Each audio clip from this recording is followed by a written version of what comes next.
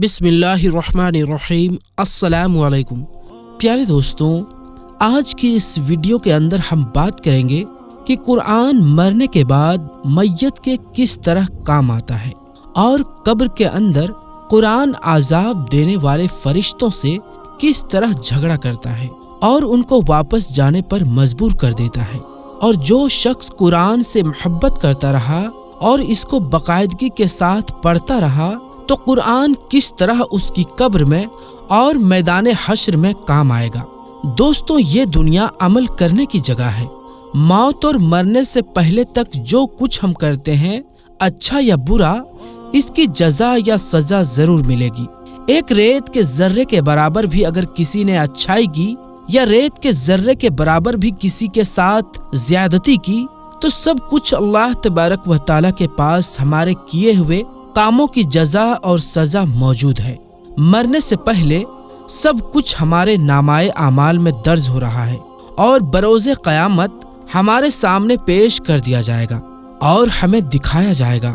मेरे दोस्तों, अल्लाह तबारक व तआला के प्यारे लोग, अल्लाह तबारक व तआला के पसंदीदा लोग, उठते बैठते सोते जागते, जो अल्लाह तबारक व तआला के जिक्र और कुरान की तिलावत से हर वक्त अपनी जुबानों को तरोताज़ा रखते हैं, अल्लाह तबारक व तआला के यहाँ इनके अमाल का बड़ा अज़्र अजीम है। जब किसी इंसान के मरने का वक्त आता है तो इधर मौत का झटका लगता है और उधर गुस्ल दिया जाता है। ये कुरान गुस्ल के वक्त उस मैयत के सीने में छुप जाता है। जब मैयत को कब्रिस्तान ले जाया जाता है तो कुरान साथ होता है। जनाजा पढ़ते हुए कुरान साथ होता है। जब कब्र में उतारते हैं तो कुरान साथ होता है और जब मैयत को कब्र में रखकर इसके ऊपर तख्ते रखकर मिट्टी डालने लगते हैं तो कुरान पाक इसके सीने में से निकलकर सिरहाने खड़ा हो जाता है। मुनकर नकीर कब्र के अंदर जब हिसाब लेने के लिए आते हैं तो कुरान कहता है, खबरदार हिसाब ना लेना, इसके साथ मैं आया हूँ। वो फरिश्ते कहते हैं, हम भी तो अल्लाह तबारक व तआला के हुक्म से आए हैं। कुरान कहता है कि 2 मिनट ठहर जाओ, अब जब तक मैं यहाँ आकर हाँ ना कहूँ इसको हाथ ना लगाना। हजरत उबादा बिन साबित रदियल्लाहु ताला अन्हु फरमाते हैं कि रसूल अकरम सल्लल्लाहु अलैहि वसल्लम ये कहकर रो दिए।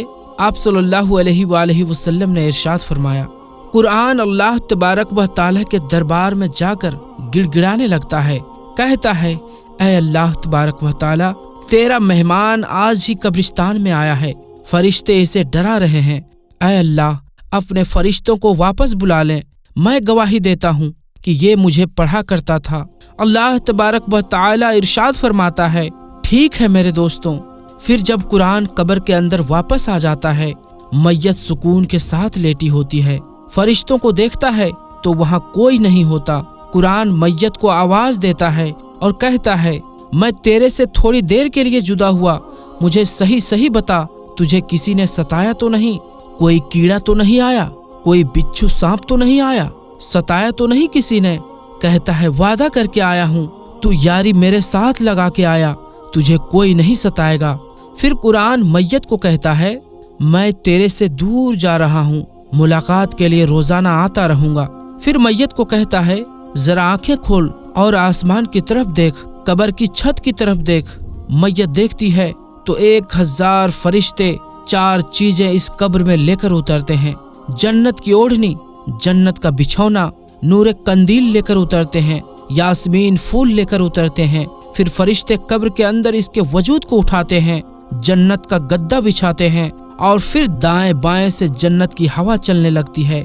मेरे दोस्तों, इसके सीने पर एक फूल रख दिया जाता है और कहा जाता है कि अगर माँ बाप बहन भाई याद आए तो इस फूल की खुशबू को सूंघ लेना, तो इसकी खुशबू में मस्त हो जाएगा। फिर जब फरिश्ते जाने लगते हैं तो इसकी कब्र में नूरे कंदील जला देते हैं और कहते हैं कि ये क़यामत तक जलता रहेगा। मेरे दोस्तों, इसके बाद जब कुरान पाक इस कब्र से जाने लगता है तो मैयत से कहता है, बेफिक्र हो जा, अल्लाह तबारक व तआला से वादा करके आया हूँ, क़यामत की सुबह तक तुझे उठाने भी कोई नहीं आएगा।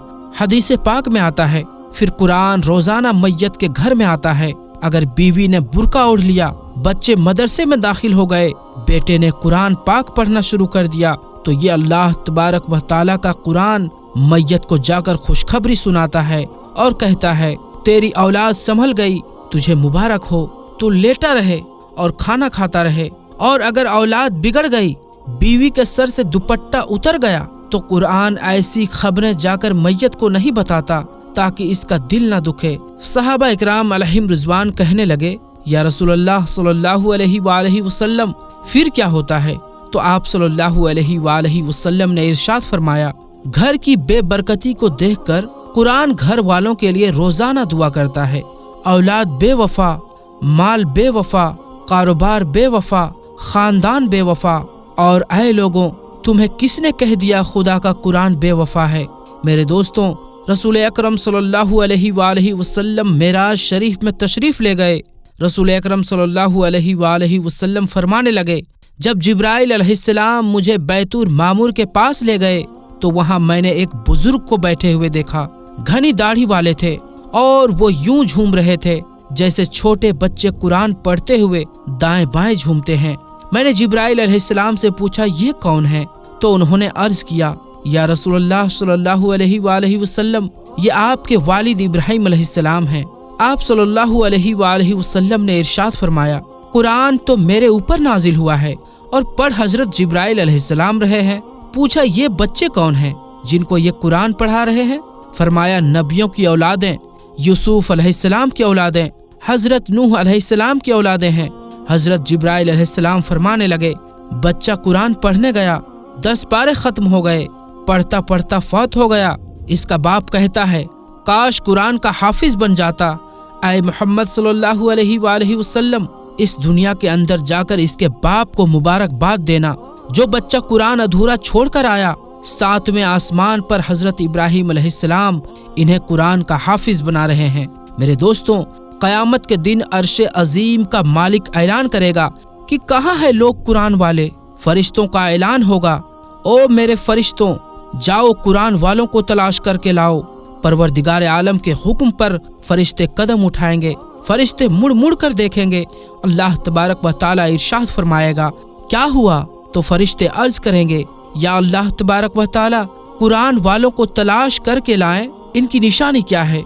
ऐ अल्लाह तबारक व तआला, इनका कौन सा हिस्सा नूर की तरह चमक रहा है? इनका माथा चमक रहा है या पैर चमक रहे हैं? या अल्लाह तबारक व तआला जिसके सीने में कुरान था वो चमक रहा है?